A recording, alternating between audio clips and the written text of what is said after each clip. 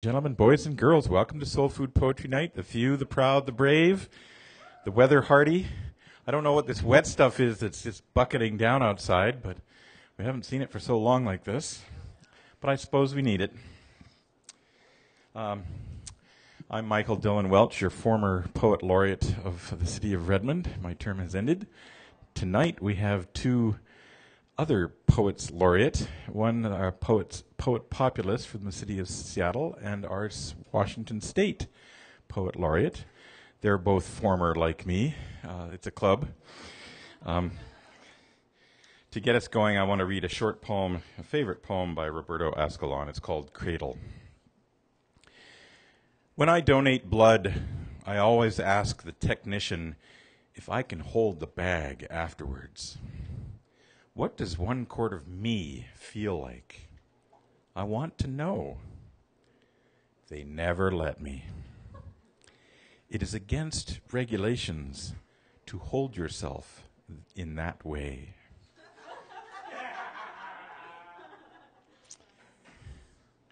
So, kicking us off tonight is Michael G. Hickey. He's published 2 books of poetry in defense of Eve, and A Dress Walked By with a Woman Inside, and 1 novel, Counterclockwise. He received a BA in creative writing from the University of Arizona in 1987 and an MFA from the University of Washington in 1992. I'm sure you had great teachers there. He is a tenured professor at South Seattle College, and in 2009 he was inaugurated, I'm sure there's a lot of fanfare, as Seattle's 8th poet populist. And you can visit his website at mghickey.com. Please welcome the one and only Michael G. Hickey.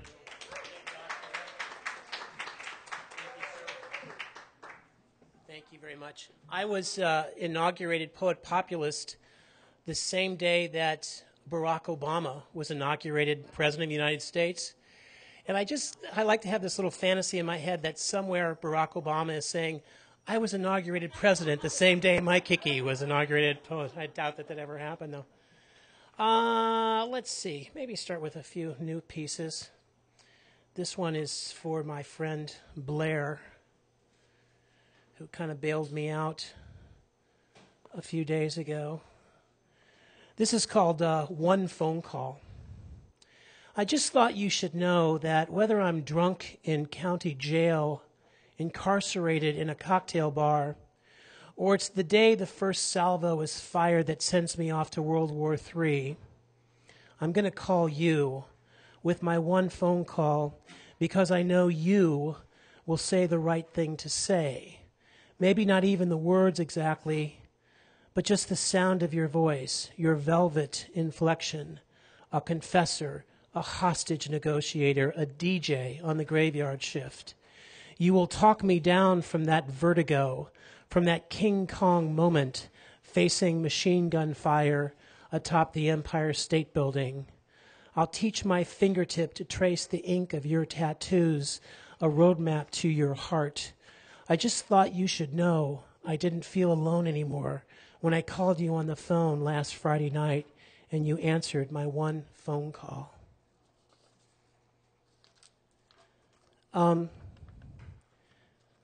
This is a poem called Love Letters from Goliath's Ex-Girlfriend.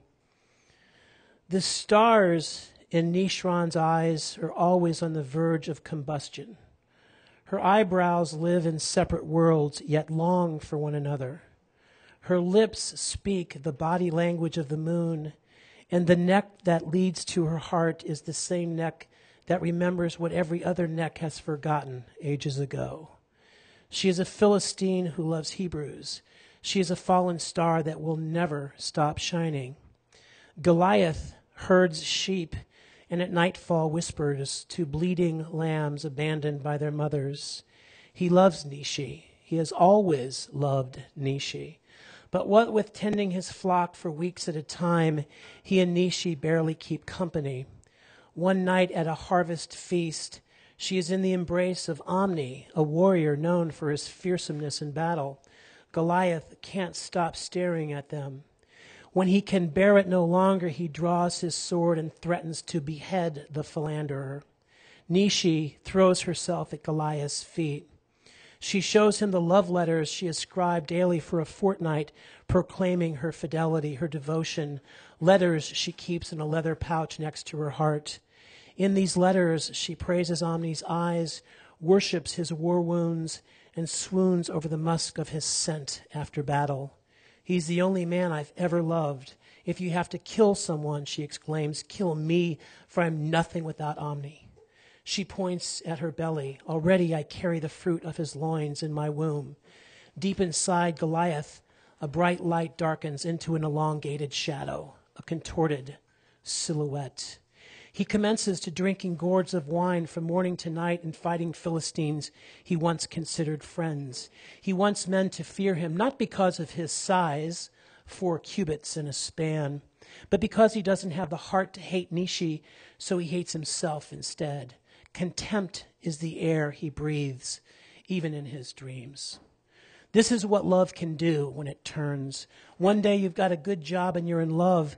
The sunset splashes the horizon with its palette of purples and pinks, and each of your bones feels lucky as a wishbone.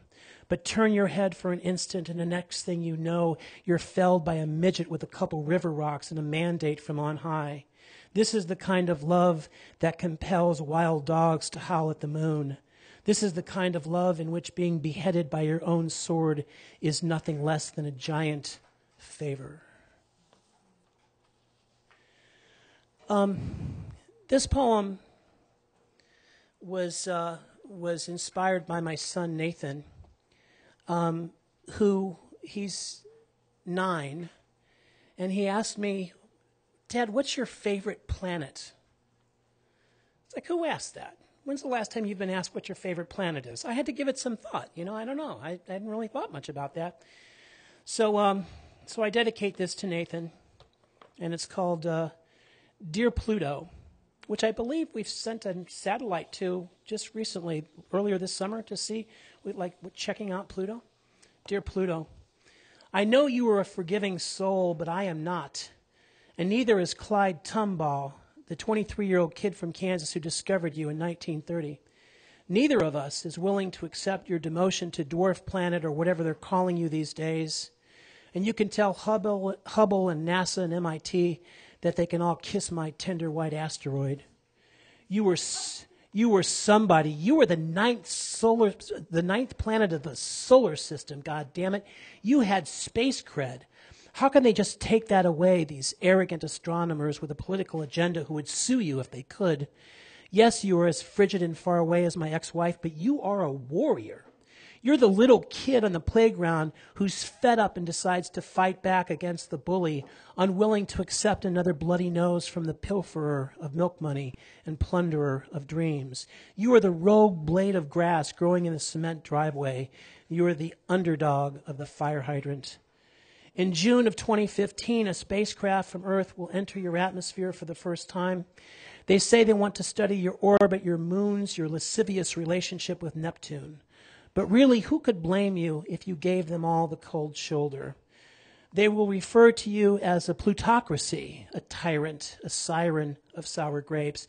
But take heart, my distant friend, for even though they did not include you in my kid's second grade revolving solar system display, you will always be my favorite planet, always. I can only hope to be a star of your magnitude someday.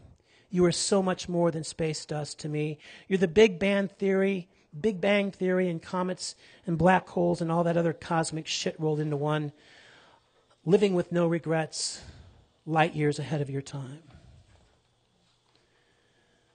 This one I dedicate to my lovely bride, Mona, who, after the birth of our second child, I believe it was it the nurse or the doctor who asked this question?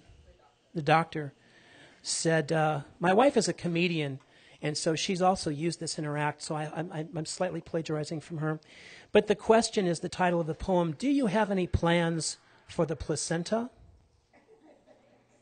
Nice that this is right around dinner time, too. The male doctor asked me, his voice dripping with empathy, as the female nurse cleans the sweat and blood and afterbirth from the mother who has just pushed all 8.5 pounds of me through the uterine walls. Yes, doctor. In fact, I have a prepared statement. Dear Placenta, first of all, with all due respect, you look much different than your Facebook profile. Secondly, I would like to get to know you better. I would like to go swimming and horseback riding with you and maybe take a wine class or a vacation to Honolulu. Perhaps we could go on a weekend couples retreat, stay at a bed and breakfast, eat oatmeals with strangers from Duluth, discuss the environmental changes of the North American osprey. Or we could have a chai latte.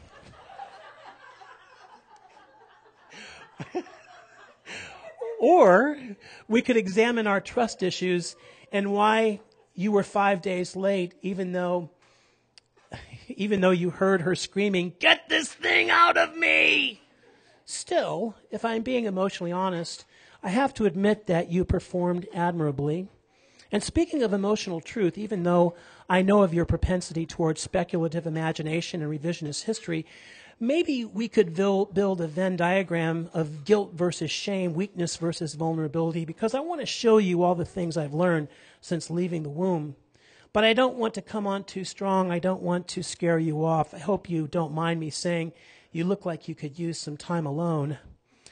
Do you have any hobbies? What kind of music did you prefer in utero?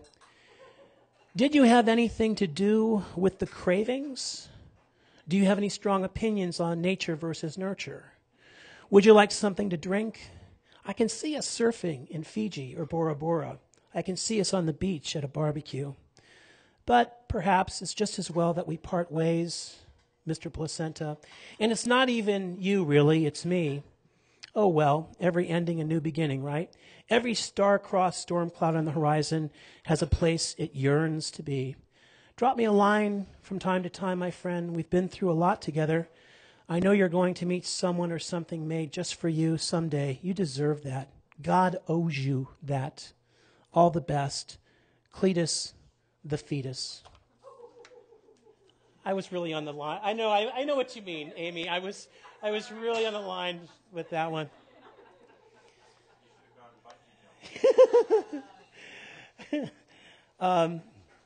This is called Views on Reincarnation for my successor. Maybe they're spot on, the Buddhists and everyone else who believes we're coming back in one form or another.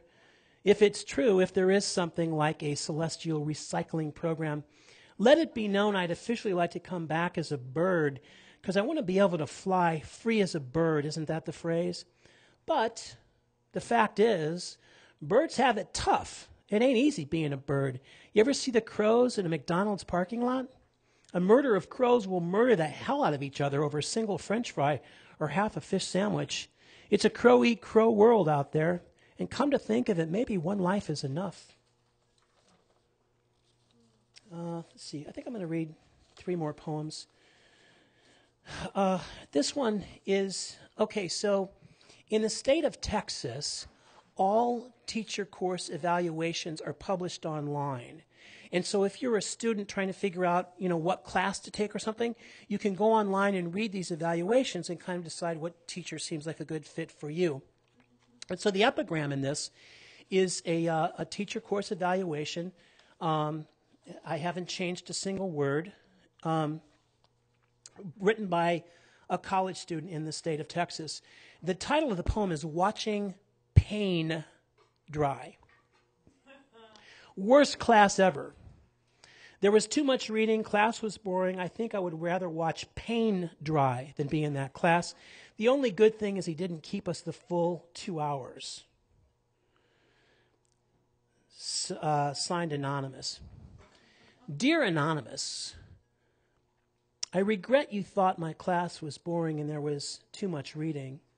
Since it was a literature course, I'm not sure what you were expecting, but I apologize for failing to meet your academic expectations.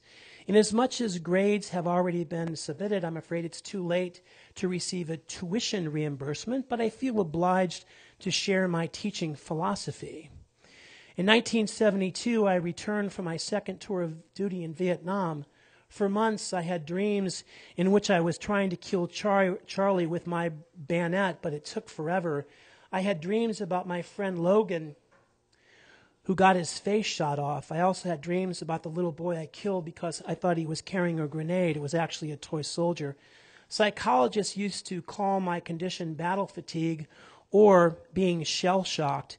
Today they refer to it as post-traumatic stress. All I knew back then was that there was a movie projector in my head, and no matter how hard I tried, I couldn't turn it off. I used to tap my foot uncontrollably and drink scotch to get to sleep. I'd wake up screaming my mother's name. I'd wake up screaming, kill, kill, kill. If you watch movies and see anything resembling glory, don't be fooled. It's all a fabrication. In Nam, death was as commonplace as life. I once saw a man step on a landmine and get blown up into a tree. He was still alive and blinking his eyes even though he had no lower torso. Alcohol, sleeping pills, and despair became so prevalent that I used to take solace in contemplating suicide. There was a voice in my head saying, "You're a pussy, you're a coward, you don't have the guts to do it. Be a man for once in your life." I held the gun to my left temple 97 days in a row. The cool barrel was welcome relief against the concentration of body heat. Nietzsche was wrong. That which did not kill me did not make me stronger. It created my self-contempt. Then one morning, and don't ask me how, I woke up and said,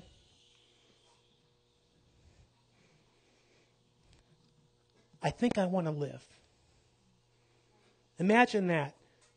Uncle Nicky got me a job on the railroad, and I started to go to night school.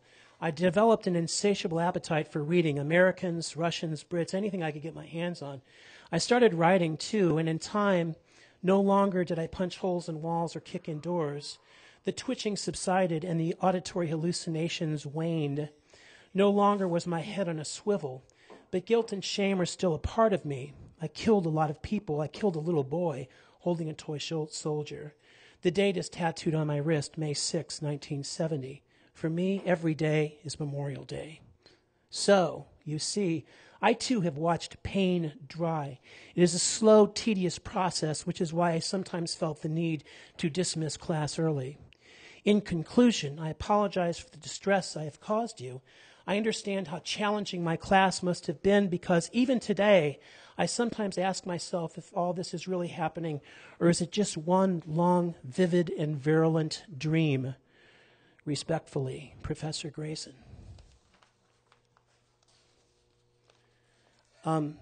Two more. This one was written for a student of mine who had a guy friend who wanted to be her boyfriend, and she wasn't interested in that. And so she used to talk about him a little bit in class.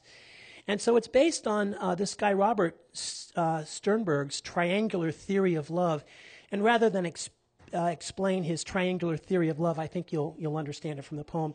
It's called it's called Skylar's triangular theory of Al. Al and Skylar are in stage 1 intimacy.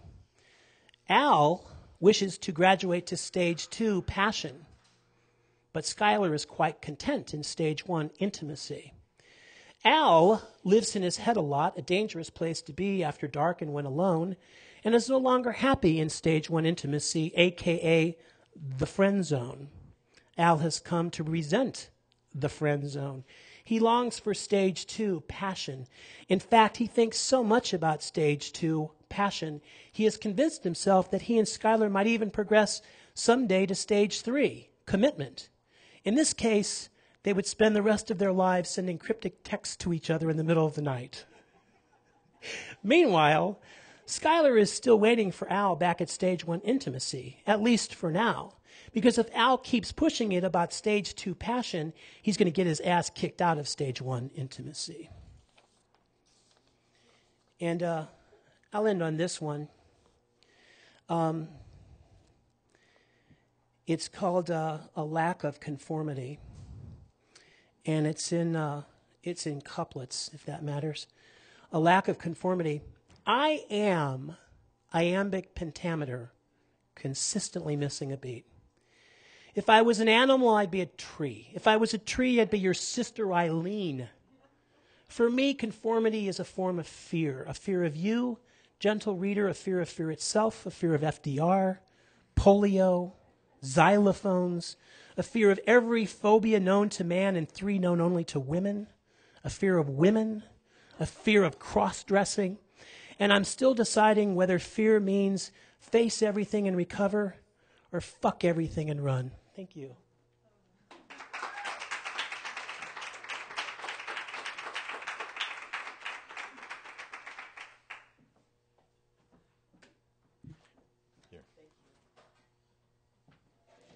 Yes, I really think you need to take the placenta bungee jumping. That's my homework? Yes. Extra chapter. That's a sentence you just don't think you're going to hear in the morning when you wake up. Our next reader is Kathleen Flanagan. She served as the 2012-2014 Washington State Poet Laureate and is probably relieved to be done. And is author of two poetry collections, Plume from the University of Washington Press in 2012, which was a finalist for the William Carlos Williams Award, and Famous from the University of Nebraska Press in 2006, named a notable book by the ALA. She is the recipient of fellowships from the NEA and Artist Trust, and a Pushcart Prize, the Prairie Schooner Book Prize, and a Washington State Book Award. Her website is KathleenFlanagan.com, and she writes some pretty damn good poetry. Welcome, Kathleen.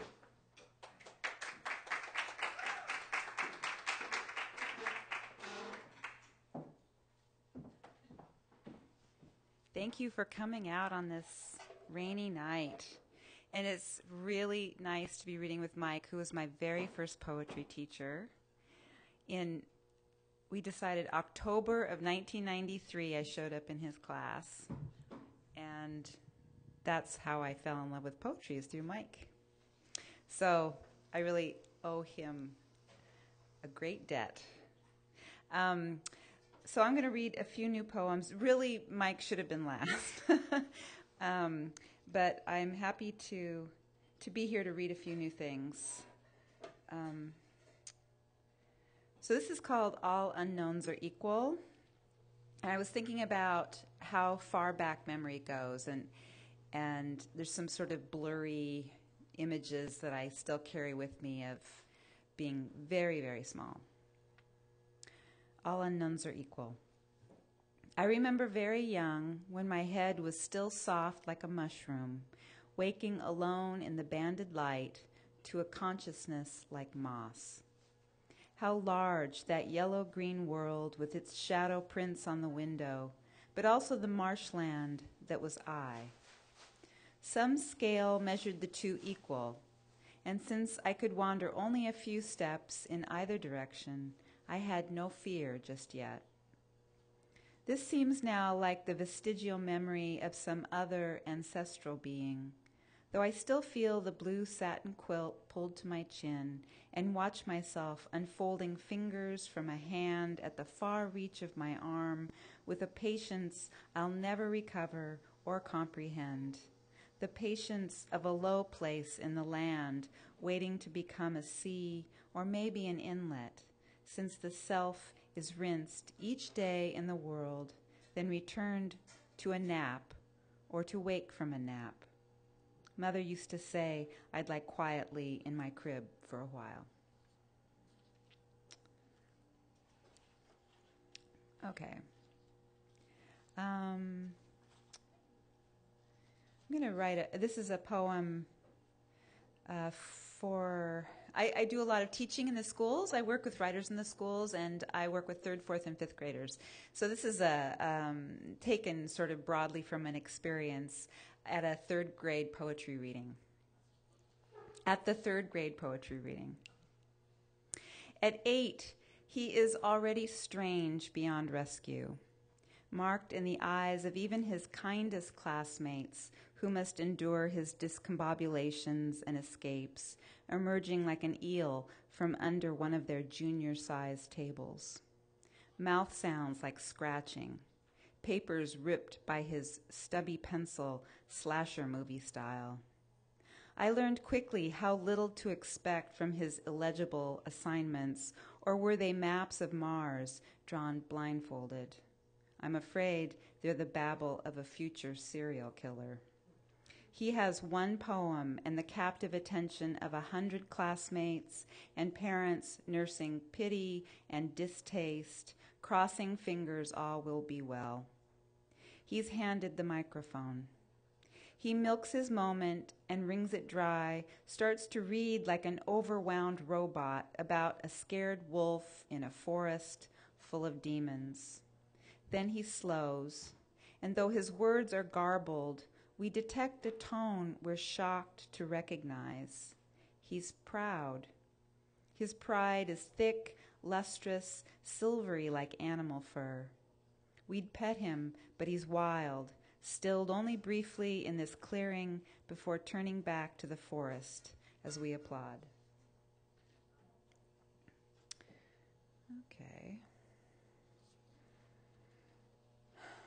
Okay, there's an expression, women of a certain age, which you may know. I am that certain age. And this poem has some references. I think we're in fairly safe company here. You may know the references, you may not. They're references to women actresses who were on television in the 1960s. So you have to kind of either just roll with it or you will remember. Is there something else here?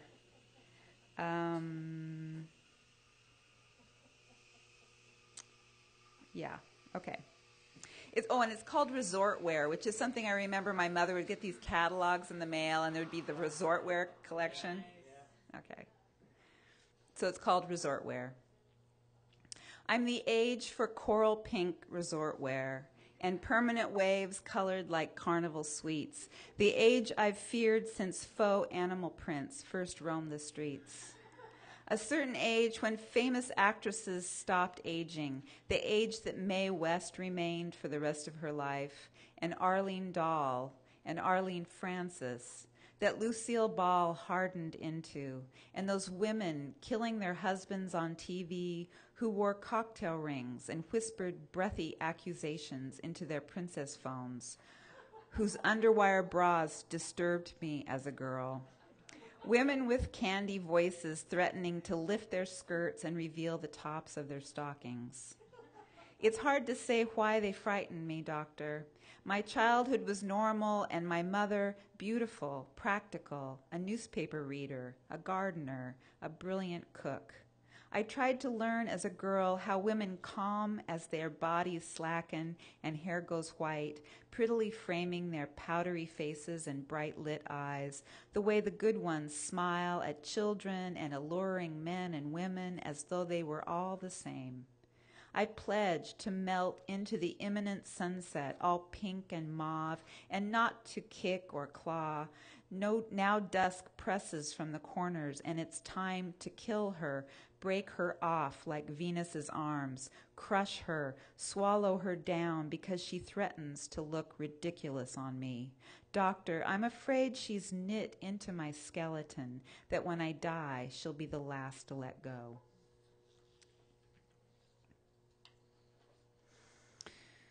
Okay, this is a poem from my mother.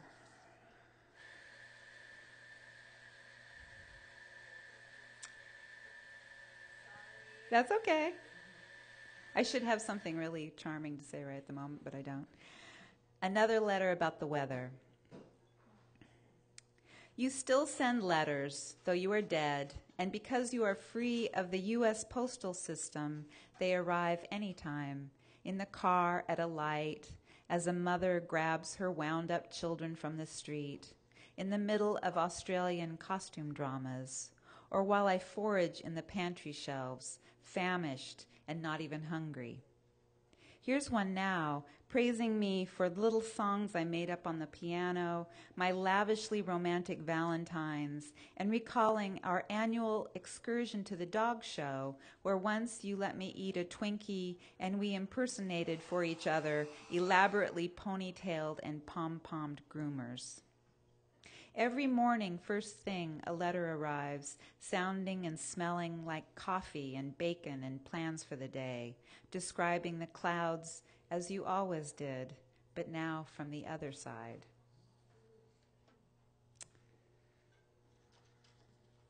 Okay. Here's a poem from my daughter. She went off to college. She's my youngest and went off to college last year, which, leaves a sort of empty spot in the house. It's called Shield. There's little I can pack for you, no lucky charm or incantation, only years and years of daily instruction I hope you've heard. I'll be the waving hand and hesitation in the window. Then I end and the road begins. If you grow lonely for me, rest your cheek on the breast of a gold grass hill or the breast of a sand dune erased and rewritten by the wind. Look for the shape of me in an ocean swell and decide that's all you need. And I'll imagine the trinkets you leave behind as a quieter version of you, if I can. And with my long arm, raise my shield, larger than any moon, shining because I've polished it in my mind since before you were born.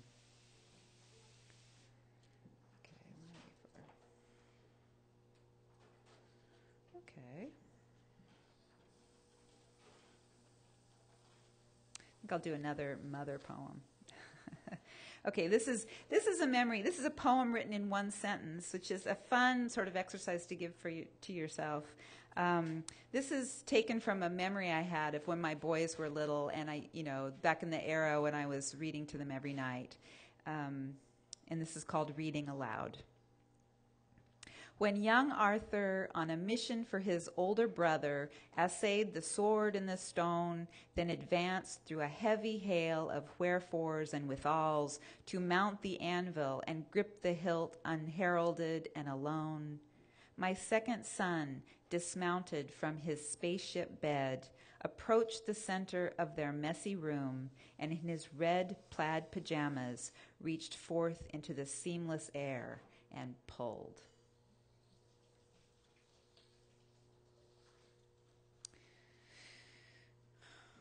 Okay.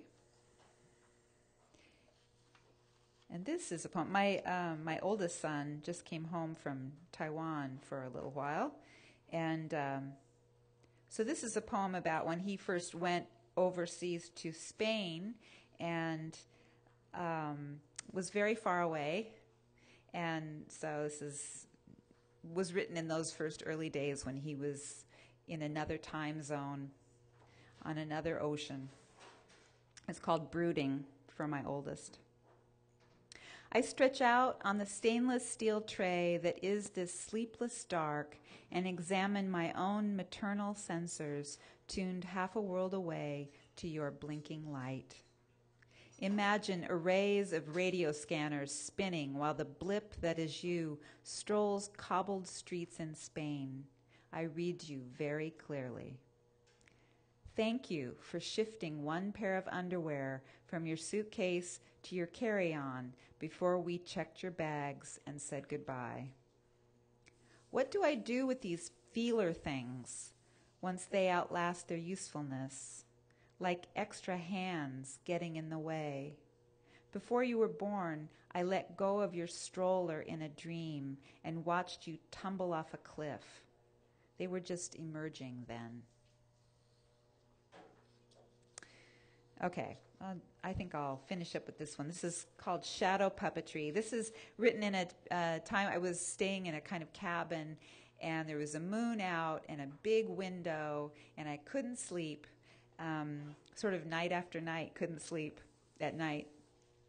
And I was thinking about those puppet shows that they often make in Japan with all these intricately cut out puppets. So that's sort of the reference. Shadow puppetry. Someone's hand grew tired, cutting delicate lacework, discriminating hemlock from Douglas fir. The stage at 3 a.m. is illuminated by spotlight.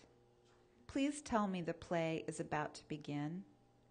If only a bird appeared from the wings, fluttering like origami on a wand, or an empress who loves a gardener who will not love her back. 3 coy trees touch boughs like maidens holding hands. That's all there is, of drama. Not even a car backfires. I'm tired of the suspense. It's cruel. Puppeteer, stop hiding behind your silhouettes. Reach into my chest. I'm ready to applaud the wolves. Thank you very much.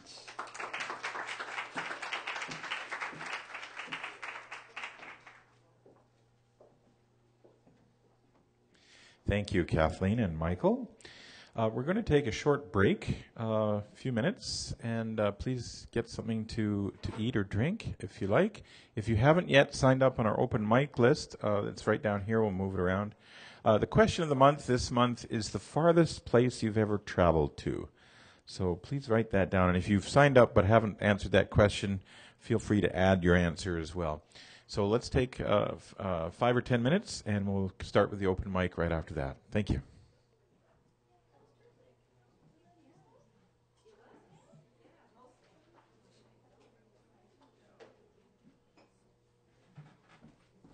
One quick announcement: we have actually had to shut down the bar area because we're leaking all over the cafe area with the rains coming down.